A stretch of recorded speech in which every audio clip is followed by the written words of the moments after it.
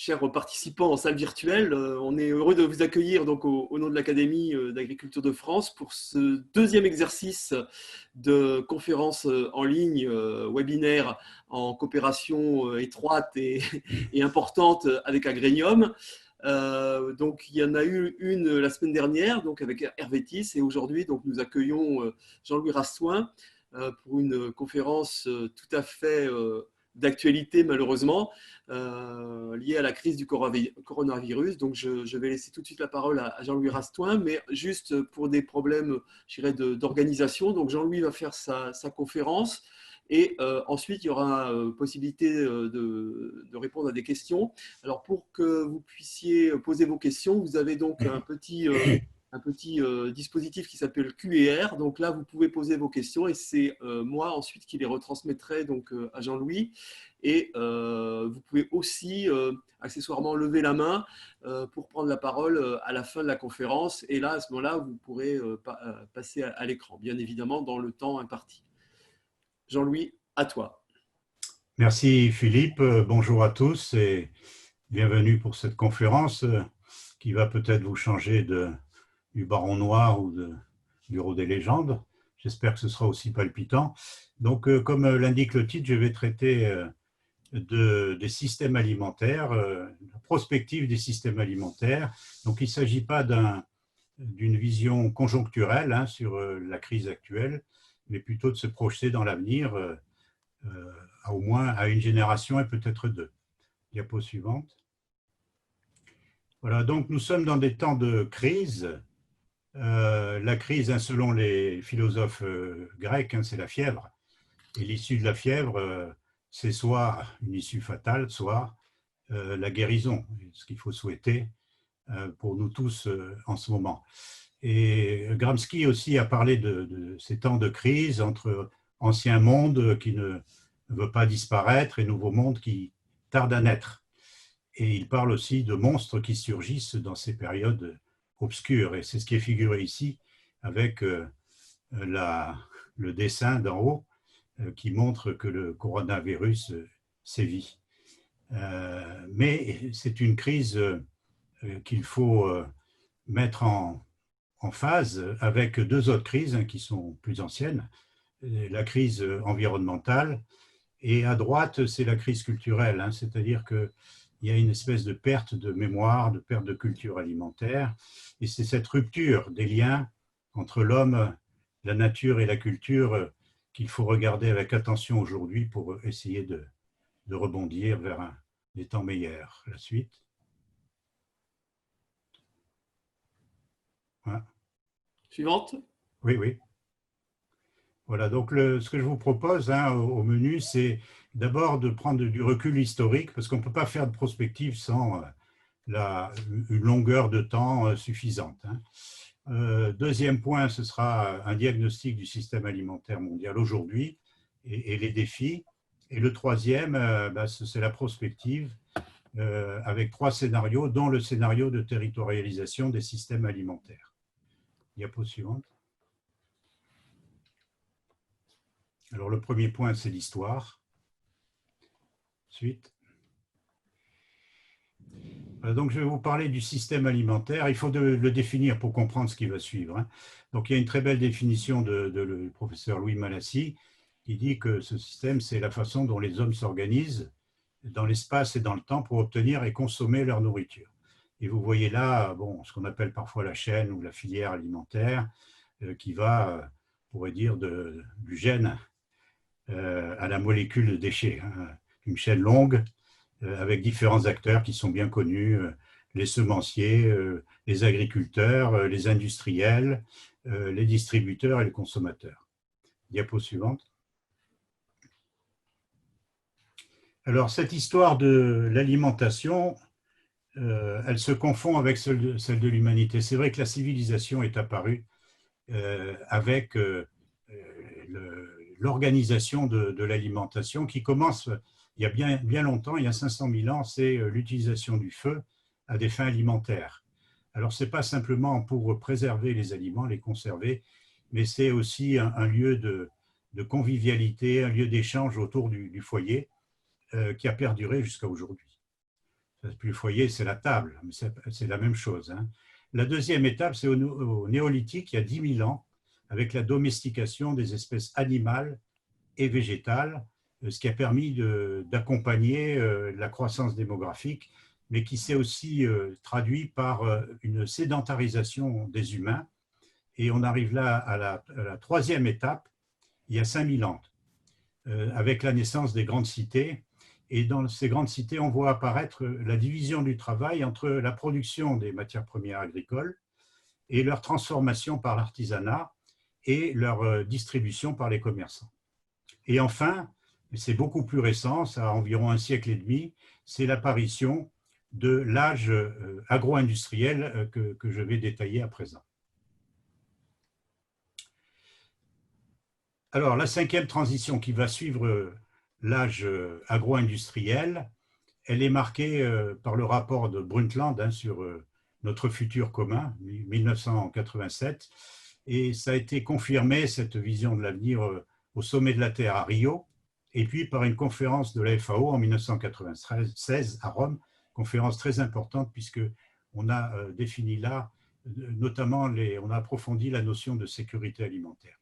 Et plus récemment, les nutritionnistes ont mis l'accent sur l'alimentation durable, ici avec un livre d'un collègue de l'INRA de Clermont-Ferrand, 2005. La suite. Alors, si je regarde où en est-on rendu aujourd'hui, c'est-à-dire quels sont les enjeux, quelle est la situation du point de vue de ce système alimentaire mondial, la suite. Voilà, alors j'ai fait une typologie très très simple du système alimentaire mondial en distinguant trois grandes catégories, sachant que si on pouvait compter le nombre de systèmes alimentaires, on arriverait à un chiffre très élevé, puisque chaque pays et même chaque région du monde a un système alimentaire qui y est particulier. Alors le système le plus important aujourd'hui, c'est l'agro-industriel. Grâce à ses performances, aujourd'hui, ce système nourrit la moitié de l'humanité. Ensuite, il y a l'alimentation, l'agriculture traditionnelle qui occupe encore le tiers de l'humanité et qui nourrit le tiers de l'humanité, dans les pays pauvres essentiellement. Et enfin, entre ces deux formes extrêmes, il y a beaucoup de formes intermédiaires dans la plupart des pays du monde qui ne représentent que 16%. Alors, ce n'est pas un hybride entre les deux systèmes précédents, c'est quelque chose qui a plutôt un caractère innovant et qui est très souvent lié aux cultures alimentaires. Ensuite. Diapo suivante. Oui, attends. Ah, il est bloqué. Oui, je suis bloqué là.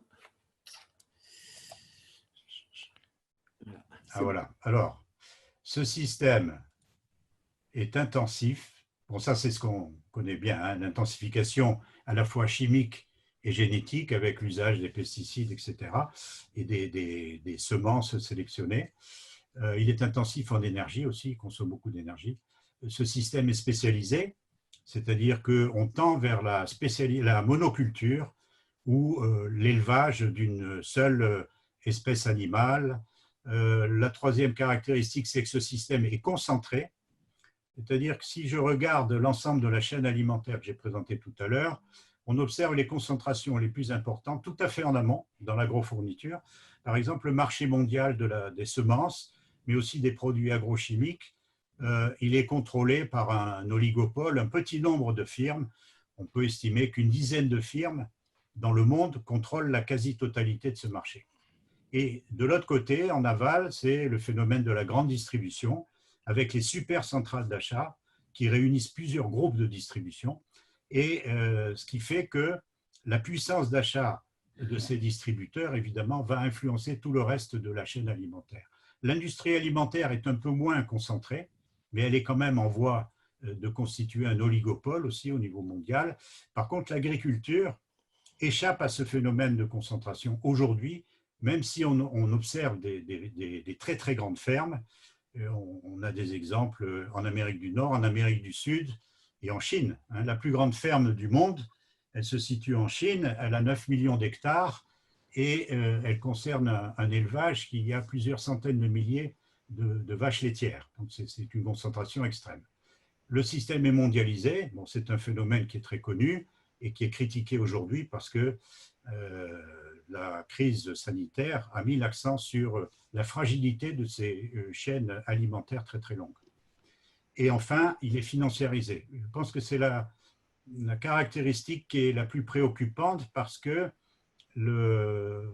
disons, les conseils d'administration de toutes ces grandes firmes que j'ai évoquées sont souvent contrôlés par des opérateurs financiers qui sont des opérateurs préoccupés par une rentabilité élevée à court terme. Or, la production d'aliments n'est pas compatible avec les visions à court terme, comme je montrerai par la suite. Diapo suivante. Alors, il y a eu de grandes avancées dans ce système grâce à ce système agro-industriel. Bon, d'abord, les théories malthusiennes, hein, c'est-à-dire que la population augmente plus vite que la nourriture. Ça a été évidemment infirmé grâce à des progrès scientifiques et techniques considérables, puisque, par exemple, pour les céréales, les rendements à l'hectare ont été multipliés par 3 en 50 ans. Il y a eu une baisse considérable des prix alimentaires. La nourriture est bon marché grâce à cette industrialisation de tout le système alimentaire. Ensuite, on a eu une mise en correspondance à la fois des habitudes de consommation, des changements dans les habitudes qui sont liés à l'urbanisation, au travail féminin, à la journée continue, etc. Donc l'industrie et la distribution se sont adaptés à cette nouvelle caractéristique de la consommation. Et enfin, on a une progression de ce qu'on appelle la sûreté alimentaire, c'est-à-dire une diminution très importante des toxi-infections alimentaires. Là, sur la diapo, vous voyez cet exemple français qui est remarquable. 15 000 décès par les toxi-infections alimentaires en 1950 et 250 seulement aujourd'hui. La suite. Alors, malgré tous ces acquis, aujourd'hui, ce que les chercheurs constatent, c'est qu'il y a une triple insécurité alimentaire dans le monde. Et par référence à ce que la FAO appelle la sécurité alimentaire, c'est-à-dire un accès pour tous à une alimentation en quantité suffisante, certes, mais aussi de qualité. Et cette insécurité, elle a 4 noms, la santé, l'environnement, l'économie et le social. Suite. Alors, la santé publique est menacée. Alors, selon des estimations qui sont compliquées à faire, mais qui sont convergentes, bon, les chiffres ne sont pas très précis, mais on subodore que 40% de la population mondiale est mal nourrie aujourd'hui. Excusez-moi. Voilà. Ces 40%, si vous voulez, ils sont divisés en 2 tranches à peu près égales, même s'il y a des recoupements, hein, entre sous-alimentation, là c'est le phénomène de la faim, il n'y a pas assez de calories pour calmer cette sensation de faim, et ça concerne un peu plus d'1,5 milliard de personnes dans le monde, hein, faim et déficit en nutriments, par exemple déficit en vitamines ou déficit en métaux indispensables à la vie comme le fer ou le zinc. Et puis l'autre moitié, 1,5 milliard environ, eh ben, c'est la suralimentation. Là, c'est trop de sucre, trop de sel et trop de corps gras qui provoquent ces maladies de la suralimentation. Et les économistes ont chiffré le coût de la malnutrition dans le monde à 4 ou 5% du PIB mondial. Donc, vous voyez, c'est considérable. On nous dit aujourd'hui que la crise sanitaire va coûter peut-être 10% du PIB mondial, mais déjà, hors crise sanitaire, vous avez ce problème lancinant de la malnutrition qui coûte très très cher. Alors, j'ai tenté une estimation compliquée à partir des bases de données américaines et puis des bases de données de l'Organisation mondiale de la santé.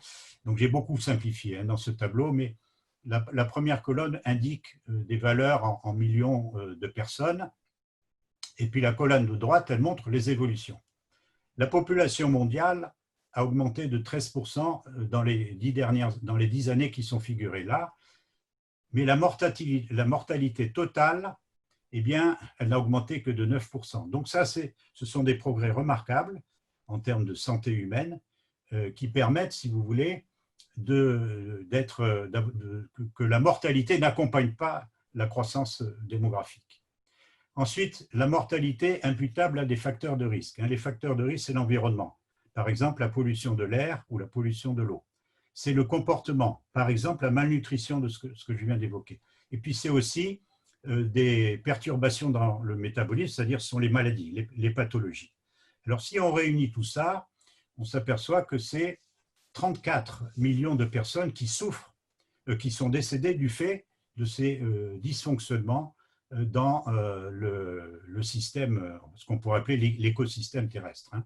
Et ça n'a augmenté que de 8% dans la période considérée. Par contre, si vous extrayez de cette mortalité imputable aux facteurs de risque, mais liés à l'alimentation de manière directe ou indirecte, eh bien, on a 17 millions de personnes. Donc, ça signifie en gros que la moitié de la mortalité à risque, elle est imputable à une mauvaise alimentation, ce qui est un chiffre considérable. Et ce qui est plus inquiétant, c'est que ça augmente beaucoup plus vite que l'ensemble de la mortalité à risque. Si on fait le pourcentage, on s'aperçoit que MCOA, ça veut dire maladie chronique d'origine alimentaire, c'est 31% de la mortalité totale ou 50% de la mortalité attribuée au risque, ce qui sont des chiffres considérables. La suite. Alors, je fais un petit flash sur les pandémies humaines, puisqu'on est en plein là-dedans, et vous avez pu voir dans les médias que la malnutrition, et en particulier l'obésité et les maladies qui sont liées à l'obésité, comme le diabète de type 2, sont des facteurs de comorbidité, les maladies cardiovasculaires aussi. C'est-à-dire qu'en cas de coronavirus, eh bien, la mortalité augmente si on présente les symptômes de ces pathologies. Alors, il faut aussi, ça n'a rien à voir avec le coronavirus, mais ce sont quand même des pandémies qui frappent non pas les humains, mais les animaux. Et on rappelle ici la pandémie de la vache folle en 1996 avec une récidive en 2000. Et comme vous le savez, probablement, on a été obligé d'abattre par précaution des millions de bovins en Europe à cause de cette pandémie. Plus récemment, il y a la grippe aviaire, qui est due, toutes ces maladies sont liées pas la première, mais la première aussi. Les 3 maladies que j'évoque sont liées à des virus. Hein. Et en ce moment, en cours, il y a la peste porcine africaine qui décime les troupeaux, qui arrive en Europe aussi et qui inquiète beaucoup, évidemment, les éleveurs. La suite. Alors, les risques sont liés à la concentration humaine. Évidemment, puisque dans les mégalopoles, on l'a bien vu en région parisienne, eh bien, la maladie peut se transmettre beaucoup plus facilement du fait de la proximité des gens, mais aussi dans les élevages, puisque les élevages intensifs confinés, c'est-à-dire les animaux restent entravés, comme dans l'élevage industriel des porcs, des volailles et des bovins, et on peut même imaginer qu'il y a une fragilisation du fait de la monoproduction, avec un nombre très réduit d'espèces. Supposons qu'une espèce de blé on utilise aujourd'hui assez peu de semences de blé ou de maïs ou de riz dans le monde du fait de la sélection, etc., pour augmenter les rendements. Mais en même temps, ça crée une fragilité. Parce que si une espèce X de riz ou de blé est frappée par une maladie ou est frappée par un virus, eh bien, évidemment, ça risque de provoquer des conséquences désastreuses sur la sécurité alimentaire. La suite. Voilà, alors oui. L'éclair que vous voyez, c'est qu'il y a un facteur aggravant du point de vue du Covid. Alors, sur l'environnement, je vais passer rapidement parce que c'est très connu. Hein. Vous avez eu récemment, en 2019, il y a eu un rapport du GIEC. Il y a eu un rapport aussi de l'Institut qui suit la biodiversité dans le monde. Hein. Il y a eu des rapports aussi de la Banque mondiale, de l'IFPRI, etc. Il y a de nombreux rapports qui confirment qu'il y a une pollution qui est extrêmement importante. Et puis, il y a les émissions de gaz à effet de serre, et il se trouve que le système alimentaire, tel que je l'ai présenté tout à l'heure, eh bien, est responsable de 25 à 30% du total des émissions de gaz à effet de serre, ce qui est tout à fait considérable. Alors, du fait de la pandémie du coronavirus, c'est pour ça que vous avez le petit pictogramme en bas qui rigole, hein, qui est content, évidemment, la pollution s'est effondrée.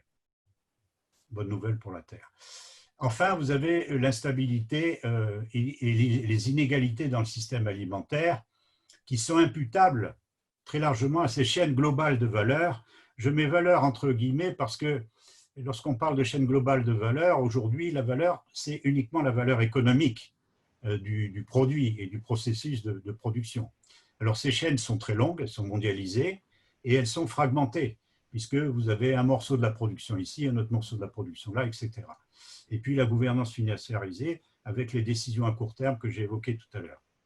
Donc, si on regarde les marchés des grands produits agricoles et alimentaires, ils sont pilotés par des bourses, notamment la bourse de Chicago, qui est très connue, ou par la bourse de Londres pour les produits exotiques. Et on observe une forte instabilité. Hein. Bon, il y a eu le choc le plus récent, c'est celui de 2008, hein, avec un triplement des prix des denrées alimentaires de base, ce qui est une très mauvaise nouvelle pour le consommateur. Ça peut être une bonne nouvelle pour le producteur s'il peut récupérer ça. Hein. Et vous avez aussi des mouvements très spéculatifs sur ces marchés, c'est-à-dire des anticipations d'opérateurs qui gagnent de l'argent en spéculant sur les hausses ou sur les baisses de prix. Alors la deuxième chose qu'on peut signaler, c'est que la valeur n'est pas partagée de façon équitable dans ces chaînes alimentaires industrialisées. En France, il y a l'Observatoire des marges et des prix alimentaires, hein, qui est rattaché à France Agrimaire, qui calcule ça régulièrement. On a un chiffre en 2014, c'est 6% du prix payé par le consommateur qui revient à l'agriculteur, hein, ce qui est très faible. Ensuite, on a, du fait de cette fragmentation des productions, eh bien, vous avez des délocalisations d'activités, hein, ça s'observe pas mal dans l'agroalimentaire. Et puis, vous avez une grande dépendance logistique. Alors, ce n'est pas la performance des opérateurs de logistique qui est en cause ici, mais c'est évidemment les situations de crise qui conduisent à fermer les frontières et à ralentir les flux d'approvisionnement. Et enfin, vous avez la précarité alimentaire, qui est un signe de déséquilibre social avec les inégalités. En France, il y a 14% de la population qui est en situation de précarité alimentaire, c'est-à-dire un accès à l'alimentation qui est tout à fait insuffisant, à la fois en qualité et en quantité. La suite. Alors, j'en arrive à la prospective. Suivant. Voilà. Et puis, je rappelle la faible résilience du modèle agro-industriel avec la vulnérabilité aux risques sanitaires, économiques, environnementaux et sociaux. Et la prospective, elle consiste à faire des scénarios. Pour des raisons de compréhension, j'ai résumé ça à 3 scénarios. Mais vous avez beaucoup d'exercices de prévision, disons plutôt de prospective horizon 2050. Hein. Depuis les années 2000, il y en a eu au moins 10 ou 15 hein, à l'échelle mondiale. Bon, l'inconvénient, c'est qu'ils sont en général focalisés uniquement sur l'agriculture. C'est tout à fait insuffisant. Hein, puisque, par exemple, en France, si vous voulez, 90% de ce que nous mangeons eh bien, est passé par l'industrie alimentaire ou au moins l'industrie de l'emballage. Donc, ne considérer dans une prospective sur l'alimentation que le maillon agricole, c'est insuffisant. Le maillon agricole, évidemment, est nécessaire, mais il n'est pas suffisant. Donc, le premier scénario, c'est de dire, eh bien, ça va continuer comme ça, avec la généralisation de l'agro-industrie, puisque j'ai montré les impacts positifs de l'industrie.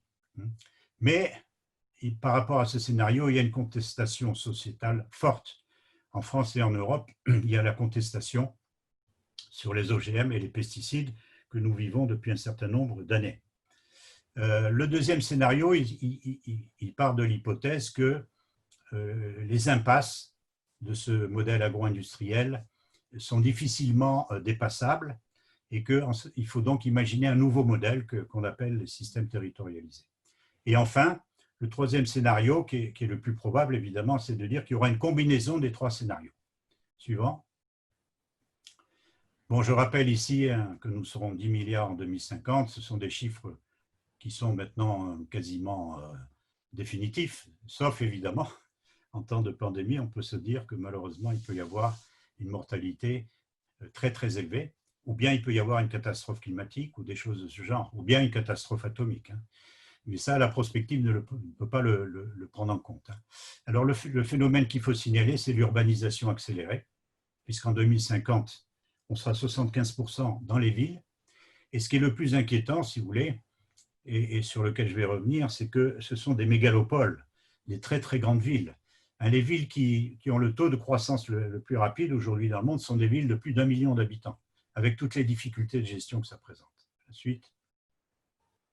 On passe, voilà. Alors, il y a, au niveau des consommateurs, si vous voulez, il y a des changements qui sont perceptibles avec l'explosion de l'agriculture biologique.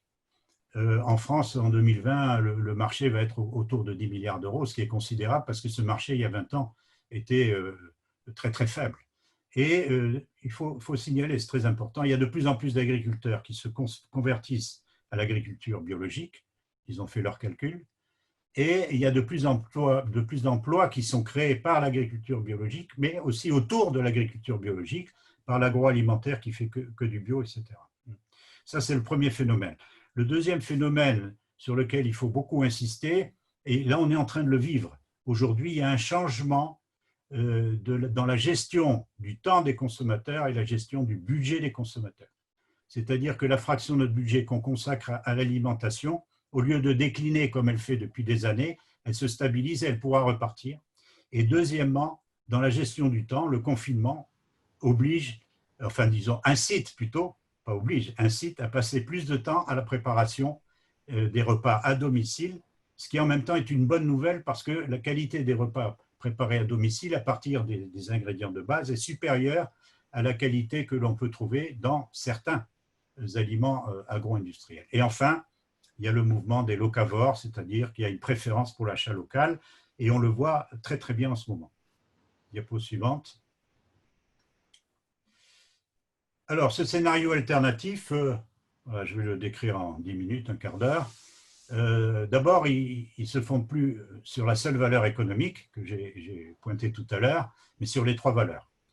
Et je dois dire que ça, c'est incontournable d'aller vers le développement durable. Pourquoi? Parce que vous avez la crise environnementale et la crise sociale qui est là et qui va imposer des changements en profondeur. Alors, les fondamentaux de ce système alimentaire territorialisé sont au nombre de 4. C'est une qualité élargie des produits, l'autonomie alimentaire par rapport à la dépendance. Bon, je reviens sur la qualité élargie parce que c'est une qualité qui est, comment dirais-je, plus complète, hein, je vais y revenir, mais aussi, elle n'est pas guidée par la subjectivité qui est créée par le marketing. Le marketing, ça pousse aux achats compulsifs, les achats immédiats.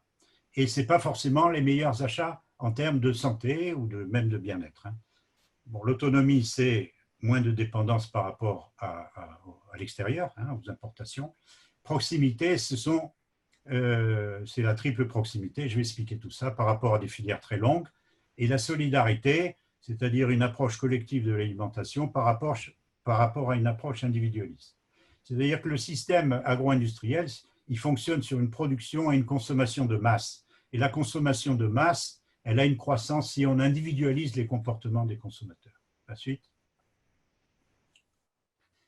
Alors, la qualité des produits, vous avez les éléments de la qualité. Bon, il y a d'abord la qualité organoleptique qui s'est beaucoup perdue avec l'industrialisation des aliments, puisqu'on privilégie plutôt l'apparence, la couleur, etc. Il y a la qualité nutritionnelle, il y a la qualité technique, c'est-à-dire le savoir-faire technique pour produire ces aliments et le respect de l'écosphère, de l'écosystème quand on produit. La qualité culturelle, c'est la référence à un patrimoine par opposition par exemple, au mouvement du fast-food, la cuisine standardisée, mondialisée, etc. Et puis, il y a l'ancrage territorial, c'est l'origine. Alors, vous avez les différents labels officiels qui bénéficient d'une grande confiance du consommateur disons, par comparaison avec la confiance accordée aux publicités de marque, hein, ce que j'ai évoqué tout à l'heure. Donc, le label rouge, c'est le seul d'ailleurs, qui met l'accent sur la qualité gustative. Le Nutri-Score, c'est pour la qualité nutritionnelle. Et puis, l'origine est garantie par ce que l'on connaît bien aujourd'hui, appellation d'origine protégée, et IGP, indication géographique protégée, avec, il faut le noter, hein, là j'ai pris les statistiques de l'Union européenne sur les indications géographiques pour les produits alimentaires. Elles ont augmenté de presque 90% dans les 10 dernières années, ce qui montre aussi une tendance lourde de la consommation. La suite. Bon, l'autonomie alimentaire, elle se réfère à un concept qui est un concept plutôt juridique ou des droits fondamentaux, hein, qui a été porté par Via Campesina qui est une organisation de paysans, à la conférence de Rome que j'évoquais au sommet mondial d'alimentation en 96. L'autonomie alimentaire, c'est un petit peu différent. Ça signifie qu'on va faire une reconquête du marché intérieur par la production locale, par opposition à des mouvements d'importation à des chaînes très très longues, etc. Mais je le dis tout de suite, l'autonomie alimentaire, ce n'est pas l'autarcie alimentaire. C'est impossible aujourd'hui dans les économies qui sont liées par le commerce, etc. Et ce n'est pas souhaitable. Parce que si on met des frontières partout, la réciproque, ça va être évidemment qu'on ne pourra plus du tout exporter. Or, on en a besoin dans le système alimentaire. Et tout ceci, ça provoque le renforcement de la résilience aux incertitudes des marchés internationaux. Suivant. Diapo suivante. Voilà, alors je vous ai mis ici des pourcentages d'importation par rapport aux disponibilités internes, c'est-à-dire en gros par rapport à ce que nous consommons, en simplifiant beaucoup.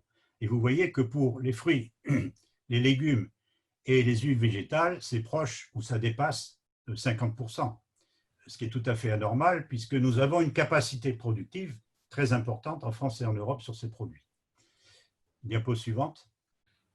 La triple proximité, c'est entre agriculture, élevage, forêt, c'est ce qu'on appelle l'agroécologie. La deuxième proximité, c'est entre cet agrosystème et la transformation artisanale et industrielle des produits alimentaires. Et ça se traduit aujourd'hui par ce qu'on appelle la bioéconomie circulaire. Et je note au passage que la bioéconomie circulaire, c'est une nouvelle forme d'entreprise rurale qui peut permettre de revitaliser et de réactiver l'économie du tissu rural qui souffre beaucoup de la fracture territoriale dont on a beaucoup parlé au moment des Gilets jaunes.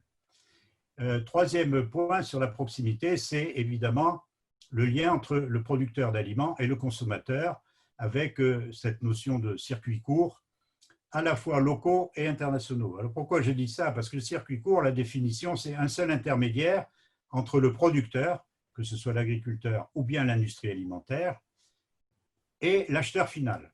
Et même dans les circuits internationaux, on peut avoir des circuits courts. Dans la région où je vis, en Occitanie, qui est une grande région de production de vin, il y a un courant d'exportation très fort qui permet à la viticulture de vivre. Et ce courant, souvent, il passe par des circuits directs entre le producteur de vin occitan et puis l'importateur au Canada, en Chine, etc. Et ensuite, il y a le consommateur, donc il n'y a qu'un intermédiaire. Oui, alors le dernier point est très important, c'est que ces entreprises qui forment le système territorialisé, eh bien, elles sont reliées par des moyens numériques. Sinon, il n'y aurait pas de possibilité de dynamiser les systèmes territoriaux. La suite. Bon, la solidarité, c'est-à-dire on mutualise les ressources. Mutualiser les ressources, hein, c'est très important pour permettre à ces structures qui sont plus petites que dans le modèle agro-industriel d'être compétitives. Par exemple, des achats groupés, etc. Deuxièmement, il y a une gouvernance partenariale qui intègre les objectifs du développement durable, ce qui est autorisé par la loi Pacte en France sur les statuts d'entreprise. Et puis, c'est le développement de l'économie sociale et solidaire, qui est d'ailleurs très, très présent aujourd'hui dans l'agriculture et l'agroalimentaire en France. Et enfin, c'est la réduction des inégalités dans les pays, réduction de la précarité, etc. Alors, les initiatives, elles foisonnent. Et en ce moment, d'ailleurs, avec cette crise du coronavirus, on s'aperçoit qu'il y a des tas de projets qui apparaissent, qui sont des projets d'ailleurs de solidarité. Dans le domaine alimentaire, on a des dizaines d'exemples qui montrent qu'il y a une créativité extraordinaire dans les systèmes alimentaires en France. Bon, là, je vous ai mis un lien avec une banque de données qui recense tous ces produits. La suite. Voilà. Un exemple, je le prends en Afrique parce que j'ai beaucoup parlé de l'Europe et plutôt des pays riches. Mais en fait, cette triple proximité, elle a été mise au point dès 1983 au Bénin, dans ce que le fondateur a appelé les fermes Songhai. Et vous voyez là tous les éléments, c'est-à-dire l'agriculture, l'élevage, la pisciculture, la bioénergie et la foresterie. Tout ça est mis en commun dans le cadre d'une coopérative. Et il y a une commercialisation qui est assurée d'ailleurs par, en général, les femmes d'agriculteurs qui ont créé une structure de commercialisation. La suite. Bon, alors le problème, si vous voulez, c'est que tout ceci est très, très dispersé. Il y a des initiatives dans les filières, il y a des initiatives transversales, par exemple en écotourisme, mais ce sont des micro-projets.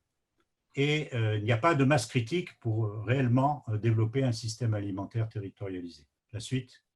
Voilà. Alors ça, c'est très important ce que j'ai mis là, c'est que nous devons avoir une taille critique dans la gouvernance territoriale et, à mon sens, c'est la région qui est l'échelon minimum pour construire de véritables systèmes alimentaires territorialisés et pour les faire vivre, pour leur donner de la pérennité et pour leur donner une capacité de croissance, un potentiel de croissance. La suite. Bon, alors là, nous sommes dans un domaine où on privilégie des innovations biomimétiques qui sont en rupture avec une approche qui est l'approche contemporaine, hein, qui est plutôt technophile, qui fait une confiance dans la technologie pour résoudre tous les problèmes du monde, mais qui s'attend à une artificialisation des aliments. Et évidemment, c'est un peu contraire à ce que j'expliquais dans les systèmes territorialisés par rapport à la solidarité, la réduction de la précarité alimentaire, la qualité alimentaire, etc. Et puis, on a un deuxième problème avec cette organisation actuelle du système agro-industriel, c'est que c'est très bureaucratique et c'est organisé en silos. Par exemple, pour la question alimentaire, dans la plupart des pays du monde, au niveau des États et des régions ou des provinces, eh bien, vous avez le ministère de l'Agriculture, le ministère de la Santé, le ministère de la Transition, comme chez nous, etc. Et il y a beaucoup de mal à avoir un pouvoir de décision interministériel. Alors, le deuxième caractéristique de ces innovations dans le SAT, c'est plutôt prévoir que d'aller vers la solution de problèmes. C'est un mot qui est très à la mode dans les milieux du management, problem solving. C'est-à-dire on va résoudre le problème quand il se présente. Non, la prévention, il faut savoir que, je l'ai dit tout à l'heure avec les chiffres sur la mortalité alimentaire, si on faisait une véritable information nutritionnelle, une véritable prévention, il y aurait des économies énormes du côté de la sécurité sociale. Alors, les inconvénients de ce système alimentaire territorialisé, ou plutôt les contraintes sur lesquelles nous butons aujourd'hui, c'est que ça coûte plus cher, la qualité a un coût. Deuxièmement, l'efficacité énergétique et environnementale est à confirmer. Troisièmement, il y a un énorme problème de coordination entre les acteurs. Pourquoi? Parce que c'est basé sur des micro-projets, comme j'ai expliqué tout à l'heure. Donc, on a des besoins énormes en recherche, développement et en formation dans le secteur public pour faire décoller le système territorialisé. La suite. Bon, j'en arrive à la conclusion. Bon, c'est bon, là, je vais… Alors, là, je fais référence à des travaux que nous avons menés dans le cadre d'un groupe de travail transversal, intersection, de l'Académie d'agriculture de France. Et vous avez le lien ici qui vous permet d'accéder à la publication. Et je vais simplement vous donner les 9 propositions, les 9 recommandations de ce groupe de travail. Bon, j'ajoute, ça engage évidemment le groupe de travail et pas l'Académie. Ce n'est pas un avis de l'Académie, mais je pense que ça a une force de proposition intéressante. Donc, la suivante. Alors, tu les fais une par une, s'il te plaît, Philippe. Voilà. Oui. Donc, la première, c'est qu'il nous faut une véritable stratégie. Alors, on a eu récemment la loi Egalim, mais qui s'est arrêtée à mi-chemin. Les ateliers ont fait des propositions très intéressantes, mais souvent n'ont pas été suivies dans la loi. On est en train de bâtir une stratégie nationale bas carbone pour la France. Je pense que l'alimentation, c'est au moins aussi prioritaire que la stratégie bas carbone. Donc, faisons une véritable stratégie alimentaire. Deuxième point, il faut réduire la précarité. Le groupe de travail a estimé que 14 ou 15% de précarité alimentaire et 20% avec le coronavirus aujourd'hui, c'est beaucoup trop. Donc, il faut une priorité parce qu'on a diminué les moyens de l'aide alimentaire au niveau européen et au niveau français. Troisième point, un dispositif transversal de gouvernance alimentaire au sein des collectivités. Bon, le système alimentaire territorialisé, ce que nous recommandons, c'est qu'il soit élaboré dans le cadre des régions. D'ailleurs, nous avons une esquisse dans certaines régions françaises, notamment en Occitanie. On a un programme d'alimentation durable, mais ce programme, avec des objectifs tout à fait louables, que je partage, est doté de moyens trop faibles. Donc, il faut voir ces dispositifs régionaux dotés de moyens financiers suffisants pour vraiment faire décoller l'économie alimentaire territoriale. Évidemment, tout ça doit être coordonné au niveau de l'État. Il faut qu'il y ait une cohérence nationale et on dépend évidemment de lois et de règlements nationaux. et puis européen. Donc une coordination au niveau de l'État et de l'Europe. Quatrième point, bon, la plateforme collaborative, ça c'est pour les échanges d'expériences, c'est très important. Cinquièmement, le redéploiement des ressources dans le dispositif public et privé de recherche et développement. Alors, le dispositif français a évolué depuis un certain nombre d'années. Bon, je rappelle ici, pour la petite histoire, qu'en 1978, le directeur général de l'INRA de l'époque, Jacques Pauly, a sorti un rapport qui s'appelait « Pour une agriculture plus autonome et plus économe ». Donc, c'était vraiment clairvoyant. Mais on a beaucoup tardé à l'appliquer. Alors aujourd'hui, il y a des recherches importantes sur l'agroécologie, etc., à l'INRA, mais ça doit être, comment dirais-je, intensifié. Il faut qu'on multiplie le nombre de postes de chercheurs et qu'on augmente les budgets de fonctionnement pour réellement passer dans un scénario alternatif. Sixième point. Bon, là, c'est la formation. Hein, l'alimentation, c'était la première diapo avec les dessins humoristiques. Là, les enfants ne savent pas ce qu'ils mangent. Hein. Et donc, il faut renouer le lien avec les agriculteurs, avec les artisans, les industriels de l'alimentation, etc. Septième point. L'information objective, elle se fait par les labels officiels. Elle ne se fait pas par la publicité commerciale. Huitième point. Voilà, les incitations financières, bon, on a beaucoup débattu, c'est un point très controversé, mais si on n'active pas à la fois des subventions aux investissements et puis une fiscalité qui décourage ce qu'on appelle parfois la junk food, c'est-à-dire la malbouffe, et ça existe dans tous les pays, y compris en France. Hein. Bon, je fais une parenthèse, si vous regardez le panorama international, la France est très bien placée du point de vue de la qualité nutritionnelle, le taux d'obésité est faible, etc. Mais il y a quand même des marges de progrès. Et la fiscalité incitative, au contraire, pour les produits à haute qualité nutritionnelle ou bien des produits qui créent des emplois, etc., eh bien là, il faudrait une TVA réduite. Et le neuvième point, c'est la coopération internationale. On parle beaucoup de bilatéralisme avec la crise entre Trump et la Chine. Le bilatéralisme, si vous voulez, ce n'est pas l'avenir d'un monde solidaire. On ne résoudra rien avec ce genre d'attitude. Hein. Il faut avoir une coopération multilatérale, mais je pense qu'il est plus facile de l'installer dans un cadre, disons, de proximité géographique. Et pour nous, c'est Afrique, Méditerranée, Europe. Je termine, on aura un peu de temps de discussion, par une citation de mon collègue de l'Institut Pasteur, qui est venu à Montpellier faire une conférence, hein, et qui a dit en conclusion, manger sert à se nourrir, évidemment, qualité nutritionnelle, à se réjouir. Ça, c'est évidemment les aspects sensoriels de l'alimentation, la satisfaction, et se réunir. Et si vous réunissez tout ça, si vous mettez tout ça en cohérence, eh bien, vous avez le bien-être par l'alimentation. Merci de votre attention. Merci Jean-Louis. Donc, comme tu peux t'en douter, nous avons beaucoup de questions. Donc, il faudra que Aristide nous censure dans le temps. Donc, je vais essayer d'en prendre quelques-unes. Une à la fois, s'il te plaît. Oui, on va essayer de faire ça. Tu regroupes, c'est comme tu veux, mais… Alors, on a des questions de Michel Dron, il ne faut pas s'en étonner. Donc, Michel Dron, académicien et secrétaire de la section des produits végétaux. Alors, il tutoie l'orateur, ça oui, mais on se tutoie, le confrère, on se tutoie. Pour passer à ton second scénario, il faut une décision politique forte entre un G7, G20, une Union européenne très volontaire. Comment y arriver? Oui. Eh bien, je crois qu'il faut commencer par la France. C'est plus facile au niveau français. C'est pour ça que je préconise une démarche à partir des régions. Parce que si on donne les moyens, d'ailleurs, les moyens légaux et réglementaires existent en France pour bâtir des programmes régionaux d'alimentation durable. Ça existe, hein. Mais ils ne sont pas activés du fait de l'organisation en silo que j'ai évoquée tout à l'heure.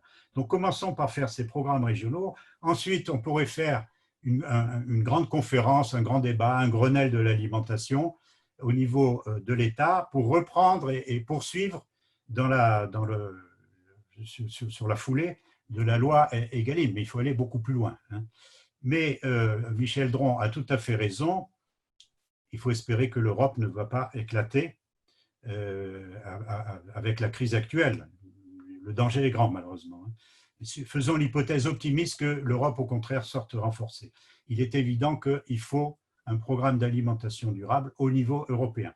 Et d'ailleurs, il y a de nombreuses réflexions qui sont en cours du type de la fourche à la fourchette ou du champ à l'assiette au niveau européen. Toutes les idées sont là à la Commission, dans les groupes de travail, etc. Mais il faut traduire ça au plan législatif pour ensuite impulser le mouvement. Alors, pour dépasser le niveau européen, c'est beaucoup plus compliqué. Beaucoup plus compliqué. C'est pour ça que je préconise une coopération dans la verticale Afrique-Méditerranée-Europe. Ce sera plus facile qu'au niveau vraiment international. Alors, j'ai une question de Philippe Kernaléguin. Oui. Étant donné la période de très grande volatilité des prix des hydrocarbures dans laquelle nous sommes entrés et que l'on peut s'attendre à un nouveau choc pétrolier avant 2025, oui, comme le dit l'Agence internationale de l'énergie, oui, peut-on s'attendre à une crise alimentaire dans certains pays comme l'Égypte, par exemple? Oui, oui. Il y a un très gros risque. Bon, là, les récoltes ne sont pas trop compromises, sauf pour les fruits et légumes. On a un problème de main-d'œuvre, etc. J'espère qu'on va réussir à le dépasser. Ensuite, il y a la prochaine campagne céréalière. Il faut espérer qu'il n'y ait pas trop de perturbations dans les économies nationales pour que les récoltes ne soient pas compromises ou s'il y a un accident climatique. Alors là, on parle de l'Égypte, mais on peut parler de tout le bassin méditerranéen qui est la première zone d'importation au monde pour le blé. Il y a une très forte dépendance, ça doit représenter à peu près la moitié de la consommation dans ces pays-là. Et il est évident que s'il y a des perturbations sur les courants d'importation, ça va être très, très préjudiciable. Il y aura à nouveau les émeutes de la faim que l'on a vécues. Alors, comment faire en cas de crise alimentaire? On l'a vu en 2008. D'ailleurs, il y a eu un G7 qui a discuté de ça et qui avait parlé de mesures intéressantes, mais qui n'ont pas été suivies des faits. La première mesure, c'est quand même des contrats pluriannuels d'approvisionnement des pays très déficitaires, surtout ceux qui sont proches, comme les pays méditerranéens pour l'Europe. Ces contrats, au lieu d'être basés sur le marché spot, ils devraient être basés sur des fourchettes de prix pour garantir aux États qu'on ne va pas complètement déraper sur le niveau des prix. Et la deuxième chose, c'est qu'il faut avoir des stocks stratégiques dans les pays d'importation et donc augmenter la capacité de stockage dans ces pays qui aujourd'hui n'est pas suffisante pour faire face à des crises de ce genre. Mais il y a un risque. Il y a un risque. Alors, Nathalie Denoblet nous pose aussi une question qui est la suivante. La question du changement de valeur n'est pas tant faut-il passer à un système alimentaire durable, mais plutôt pourquoi est-ce si difficile et si long d'y parvenir alors que la science nous met bien en évidence ce besoin et depuis déjà longtemps. Oui, ça je suis d'accord avec le constat. C'est très difficile parce que, comme je l'ai expliqué, ces chaînes globales de valeur, les acteurs qui sont là et que l'on appelle les pilotes, c'est-à-dire ceux qui impulsent les décisions stratégiques importantes dans l'ensemble de la filière. Ça peut être des firmes de l'agroalimentaire, des firmes de la distribution ou des firmes de l'agrofourniture. Toutes ces firmes sont financiarisées. Et étant financiarisées, leurs décisions sont purement économiques. En gros, c'est un profit maximum à court terme. Et évidemment, ça, ce n'est pas compatible avec la vision du système alimentaire durable. C'est pour ça qu'il faut incorporer dans les valeurs, mais incorporées par des instruments fiscaux, par exemple. Par exemple, la valeur environnementale ou la valeur sociale. Dans les accords internationaux et notamment à l'OMC, il faudrait que soit pris en considération non seulement le prix économique, le prix du marché, mais aussi le dumping social et le dumping environnemental, ce qui n'est pas du tout le cas aujourd'hui. Alors, une question de Guy Waxman, membre aussi de l'Académie. Avec des systèmes alimentaires territorialisés, est-ce qu'on renonce à importer, à exporter? Et si l'on ne renonce pas ni à importer ni à exporter, parce que c'est impossible, comme vous l'avez dit, est-ce qu'on ne revient pas à un monde clivé en zone d'influence, comme du temps des colonies avec qui nous commercions de façon privilégiée? Non, mais je pense que la référence à l'économie de comptoir qu'il y avait dans les colonies, ben on peut toujours la prendre aujourd'hui. Dans les départements d'outre-mer et dans les territoires d'outre-mer de la France, on est encore en économie de comptoir et donc l'alimentation dépend pour beaucoup des importateurs et ça bloque le développement des systèmes alimentaires territoriaux. Mais je voudrais beaucoup insister sur le fait qu'il ne s'agit pas de mettre des frontières autour de la France ou même autour de l'Union européenne. Ce ne sont pas des frontières étanches. Parce que dans la dynamique du commerce international, comme j'ai expliqué, pour exporter, on en a besoin. Les deux secteurs qui exportent le plus en France dans la balance agroalimentaire, ben, c'est les vins et alcools. Et puis, c'est le secteur des produits laitiers, notamment des fromages. Donc, si on veut continuer à exporter nos produits, il faut que nous, on importe également. Sinon, on va avoir des mesures de rétorsion. Donc, il faut laisser l'économie ouverte, mais il faut quand même, dans les domaines que j'ai signalés tout à l'heure, les fruits, les légumes et les oléagineux, on a une capacité de production qui est sous-utilisée et il faut aller dans ce sens et les systèmes alimentaires territorialisés le permettent. Évidemment, on a aussi besoin, ce qui justifie le commerce international, on a besoin de thé, de café, de cacao, de bananes, etc. Il ne s'agit pas d'abandonner ces produits. On en a besoin et en important ces produits, on permet d'augmenter les revenus dans les pays du Sud qui en ont grandement besoin. Alors, je me permets de te poser deux questions en même temps, mais c'est la même personne qui les pose et elle me semble complémentaire. Donc, ce sont deux questions de Pauline Dutheil. Bonjour, dans la triple proximité. Oui. Alors, pas facile parce que ça saute en permanence.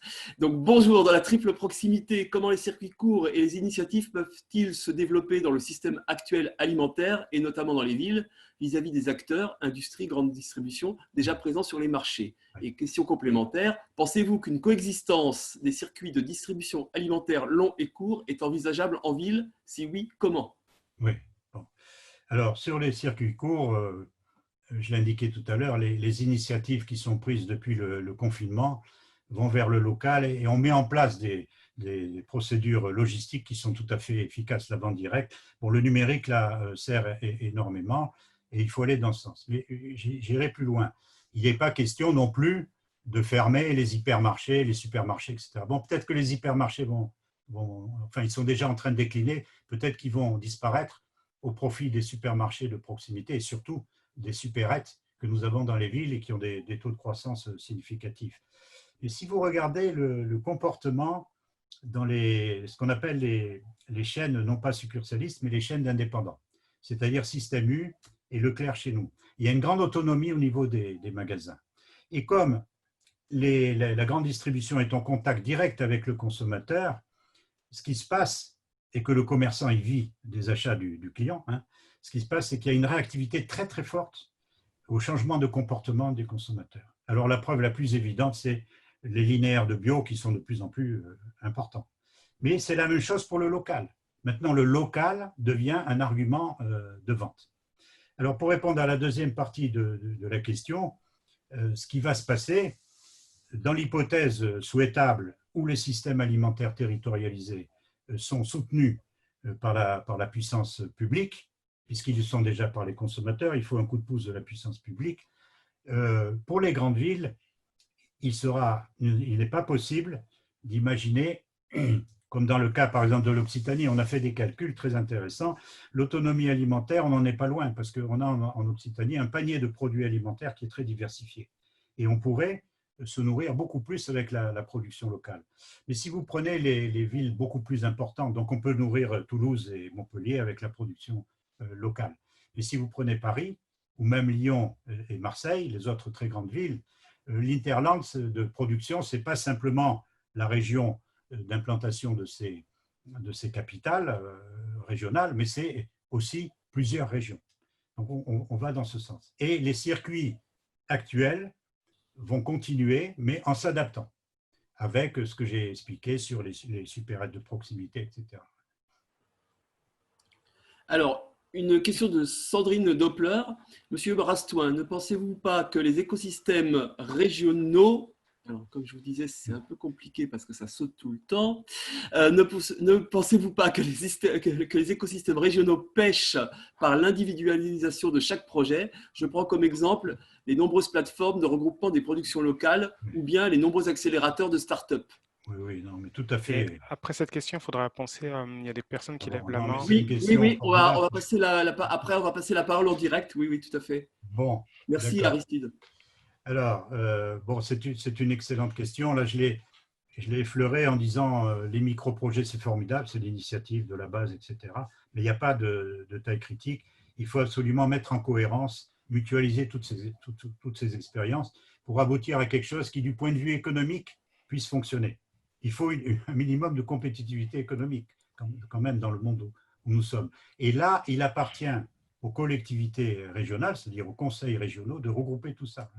En France, on a eu les PAT, les programmes alimentaires territoriaux, ça a été une très belle réussite. Il y en a une cinquantaine, peut-être 60 ou 70 aujourd'hui, mais ce sont des micro-projets à l'échelle de quelques communes, c'est tout à fait insuffisant.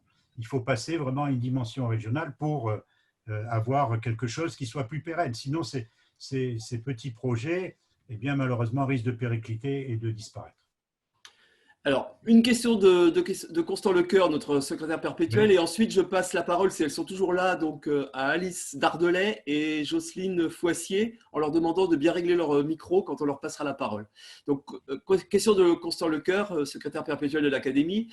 Les analyses de comportement des consommateurs montrent que les modèles de consommation se mettent en place dans la génération des 20-30 ans, et ce pour la durée de vie des individus. Le modèle de la jeune génération est-il en phase avec le scénario alternatif présenté? Oui, tout à fait. Oui, oui. Bon, il y a le problème, évidemment. euh, oui, c'est très intéressant. Ce sont les études du Crédoc, là. Euh, alors, c'est vrai, il y a cette histoire des vagues générationnelles, etc. Mais en même temps, le contexte fait que les comportements changent tout au long de la vie. Et ce courant, bon, je simplifie beaucoup, disons bio plus local, est un courant très très fort qui touche toutes les générations. Donc il y a un changement en profondeur qui est en marche et qui va influencer le changement du modèle de production et de distribution. Alors, on va passer la parole à Jocelyne Foissier, puisque en fait, Alice Dardelais ne demandait pas la parole. C'était une petite erreur de manip. Donc, Jocelyne Foissier, la parole est à vous. Oui, bonjour. Bah, écoutez, moi, je ne demandais pas la parole non plus, Hein? mais, mais je vous remercie néanmoins pour l'intérêt, en tout cas, de votre présentation et surtout ces questions aussi complémentaires qui viennent vraiment nourrir le débat. Et je trouve que ça serait d'autant plus intéressant de refaire ce débat dans quelques mois après le Covid pour pouvoir vraiment voir comment tous les programmes territoriaux ont plus de visibilité, que les plateformes, quelle dynamique autour des plateformes alimentaires, etc. Je vous remercie. Merci. Mais vous savez, je préfère aussi de beaucoup ce qu'on appelle le présentiel à ces moyens numériques. Bon, ils nous rendent de grands services actuellement, mais ce n'est pas comme le contact avec la salle. Alors, Jean-Louis, On a Michel Petit aussi qui lève la main. Pardon, juste Aristide, Oui. une question qui me paraît à laquelle il me semble devoir répondre, qui montrera qu'à l'Académie, on est aussi on aime le dialogue. Donc, j'ai une question de Laurent Burnel. Votre discours cible clairement l'agro-industrialisation et la financiarisation du système alimentaire comme le fond du problème. Auriez-vous tenu exactement le même discours avant cette crise du coronavirus? Pensez-vous qu'il y a urgence à agir et qu'il faut sortir d'une certaine réserve scientifique? Bon, écoutez, au risque de souffrir du péché d'orgueil, je renvoie à un bouquin que j'ai écrit avec Gérard Guercy en 2010, qui a été publié par les éditions Coué et qui s'appelle Le système alimentaire mondial, et dans lequel tout ce que j'explique aujourd'hui, et qui est accentué par la crise sanitaire, c'est certain, est déjà là. Bien. Aristide, tu disais donc que Michel Petit avait levé la main. Eh ben, Michel Petit, vous avez la parole. En mettant votre micro, s'il vous plaît. Alors, si Michel Petit n'arrive pas activé son micro, je peux donner la parole à Est-ce que Gilles. ça marche là? Ah oui, Oui, oui, voilà Michel, oui. Michel Oh, Petit, oui, vous êtes à l'antenne. Merci. Bon, ben, félicitations Jean-Louis, c'est Merci. tout à fait remarquable. Alors j'ai une question pour toi. Un exercice de prospective récent, suite à Grimonde en quelque sorte, Oui, sur les agricultures européennes en 2050, exercice conduit par l'INRAE. oui. Il apparaît des déficits alimentaires considérables, mais comme déjà dans Agrimonde où nous étions ensemble, Oui. de l'Afrique du Nord, comme tu l'as dit, et de l'Afrique au sud du Sahara. Je pense, moi, que ces conclusions sont robustes. Et alors, comment vois-tu le développement des systèmes territorialisés, particulièrement en Afrique au sud du Sahara, dans ce contexte que je viens de rappeler? Merci Michel, et puis ravi de t'entendre. La différence, si tu veux, puisque tu as évoqué aussi les pays méditerranéens, et l'Afrique au sud du Sahara, c'est une différence de potentiel agroclimatique. Je pense qu'il est limité dans les pays méditerranéens pour les raisons que l'on connaît, mais ce n'est pas une raison pour aller dans le sens de l'augmentation de la production locale. Mais clairement, en Afrique au sud du Sahara, il y a un potentiel considérable. Et donc, il faut mettre là en œuvre des réformes profondes. D'ailleurs, il faut aussi des réformes de politique agricole, parce que ce qu'on observe aujourd'hui, c'est plutôt ce que j'appellerais une sous-traitance de la mise en valeur agricole avec le phénomène de l'accaparement de terres, de la location de terres, si on ne veut pas utiliser un terme un peu excessif parfois. Et donc, cette sous-traitance, finalement, au modèle agro-industriel intensif, tel que je l'ai décrit, a un très, très gros inconvénient, c'est l'emploi. Il y a encore à peu près 50% de population active qui est dans l'agriculture et le rural, dans les pays au sud du Sahara. Donc, on doit veiller à ça. Et c'est pour ça que le système alimentaire territorialisé est très, très intéressant, parce qu'il pourrait permettre de nourrir davantage les villes africaines avec la production du milieu rural africain. Donc, et les fermes Songhai, c'est un exemple remarquable que j'ai eu l'occasion d'étudier, parce qu'on augmente beaucoup, les rendements sont excellents. Donc voilà, la solution, je pense qu'elle est vers des formules innovantes qui sauvegardent l'agriculture familiale. Bon, il est évident, hein, je viens lire un papier là comment ça s'appelle ? Alors, si Aristide me oui. permet, Oui. 2 minutes, parce qu'on a beaucoup parlé aussi de problématiques nord-sud. Donc Oui. là, j'ai 2 questions de Samba Mbalo. J'espère que je Oui. n'écorche pas son nom. Donc Oui. bonjour, je m'appelle Samba Mbalo. Je suis technicien agricole et chef d'entreprise de prestation de services dans le domaine agricole au Sénégal. J'avais quelques questions concernant votre pays et qui, j'imagine, est dans le même cas que plusieurs pays africains, c'est-à-dire quelles solutions adapter vis-à-vis de la crise en Afrique afin de pouvoir assurer la sécurité alimentaire dans des moments pareils, donc le moment Covid, tout en sachant qu'au Sénégal, le principal aliment est le riz.